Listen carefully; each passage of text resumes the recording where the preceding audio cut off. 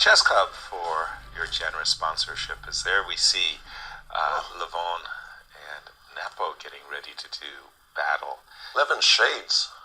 Yeah, I was just thinking that. I'm thinking that there might be glasses that adjust With the to lighting. the adequate light, yeah. Yeah, exactly. Peter, yesterday, commentators curse all the way down.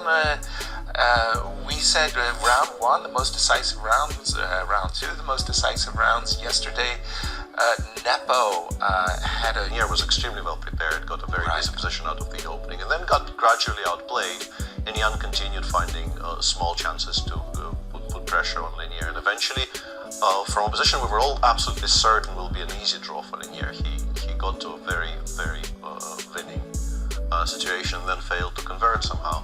There you go. I have MBL versus Fabiano. Fabi has just been having an absolutely marvelous year. He's leading the Grand Chess Tour, coming into the Sinquefield Cup. Obviously not the case. By the way, b7, b6, and developing, trading the light square bishops, I find a little confounding. Yeah, I'm not sure. Jan is... also played it incredibly quickly, which is the interesting bit here. I suspect maybe he hasn't. I don't really want to oversell this, but Jan has been known to sort of feel the previous day's play still in his bones during the next round. And yesterday certainly hurt him, because it's not often that you miss such a clearly winning position. And we were discussing it live on air. It was the last game running, and at some point there was this position where I was extolling the virtue of the move f4, and then I also mentioned in passing. We can perhaps, just for a second, maybe... And then if I'm on the white side, I'm thinking to myself, I really need to play the move e3, e4. If I try to tuck my bishop onto b2, I really don't feel I'm going to get any advantage. So Levon did play knight e5, looking towards occupying the c6 square. Bishop to d6, queen e2, hit the knight on a6. Knight needs to go back. Knight has to retreat. And Levon very logically e4. goes e3, e4.